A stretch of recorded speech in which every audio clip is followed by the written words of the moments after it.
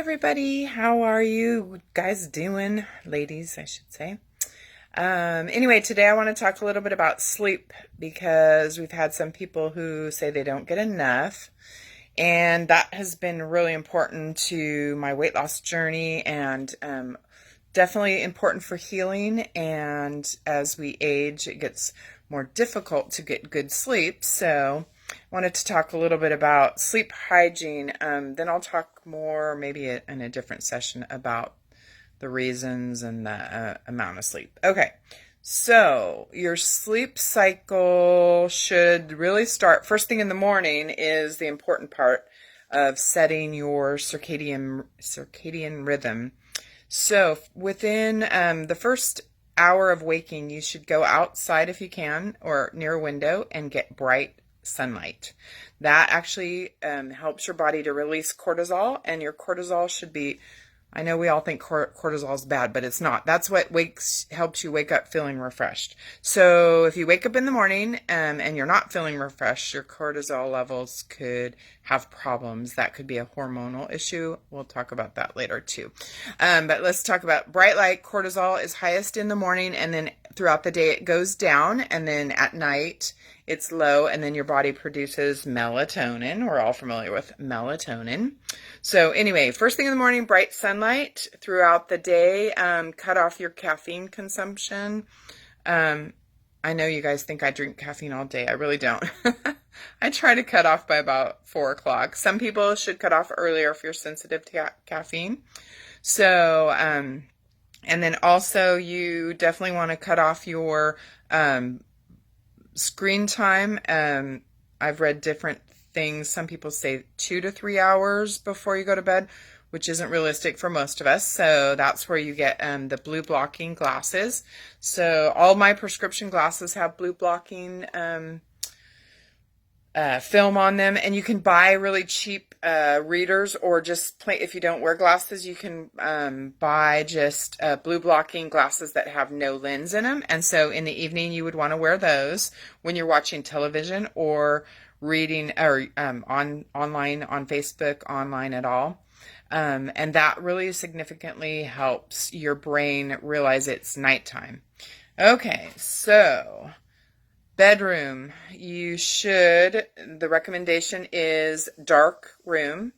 And once you get darkening shades, you realize how many weird lights you have, like flicking. And there's some light on the desk that flashes, and underneath the desk, and my alarm clock.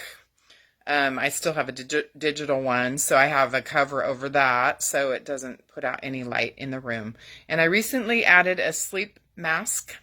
So at night I put my sleep mask on, and it blocks literally everything. And I thought it would be horribly uncomfortable to sleep in, but it's actually not that bad. I found a pretty good one. It's very soft and it's puffy, so I can open my eyes with it on, and it's just pitch black. It works really great.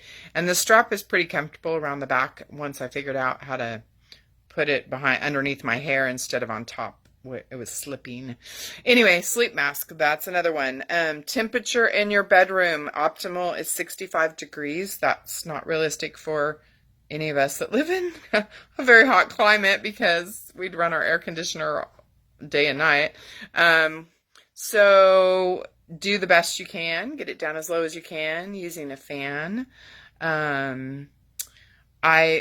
They have something called a chill pad. I don't have one of those, but I'm actually interested in looking into that because I sleep kind of hot still. I don't have hot flashes anymore, but I do sleep hot. So those of you in perimenopause or premenopause or perimenopause, you might be dealing with night sweats and hot flashes and such. So this chill pad sounds awesome.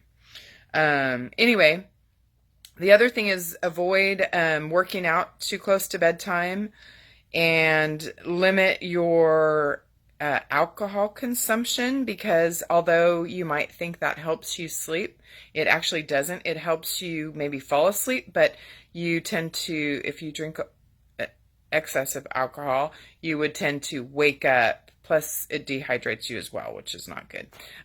So if you're having a glass of wine, that's probably fine. But if you're drinking more than that, I'd say try that for a while if you're not sleeping well, because that would help. And then also cutting out large meals before going to bed. I stop eating at about 4 o'clock. We'll talk about that, intermittent fasting, when at some point we'll do a little segment on what I've been doing with that.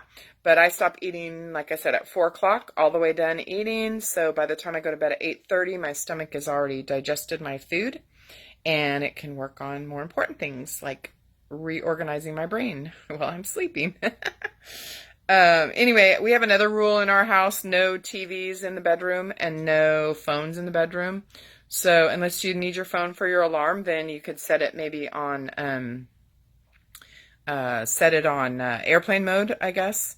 And we've just never had TVs. We've never allowed our kids to have TVs in their bedrooms. So that is another thing. Falling asleep with that light on you is you don't get as good of rest, of course.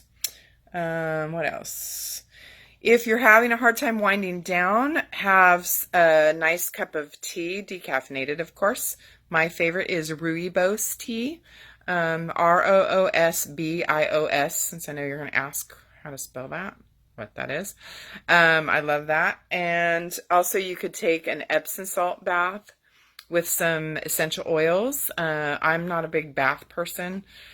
I don't know why, I just never have been. But anyway, I do love essential oils, though. I use a Serenity Blend, which is a combination of lavender, vetiver, and cedarwood.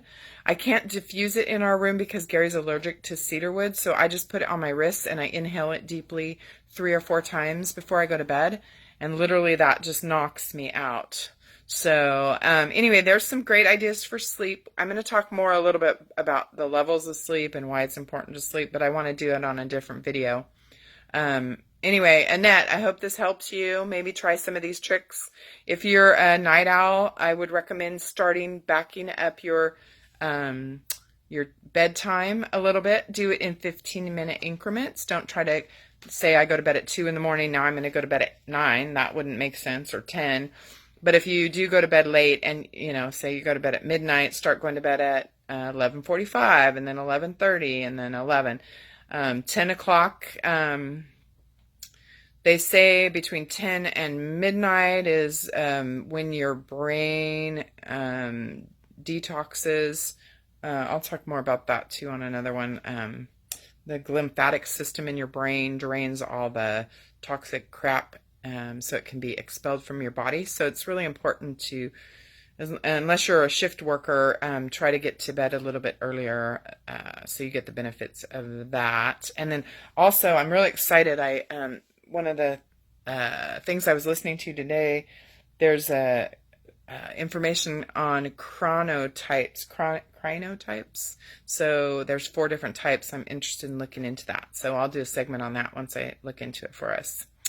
Anyway, ladies, I hope you all have a good night's rest. I know it's only like 6 o'clock, so you're probably not getting ready for bed yet, but try these tips. Maybe if you have some tips of your own that help you sleep, put them in the comments, and I hope you guys have a great evening. Talk to you later.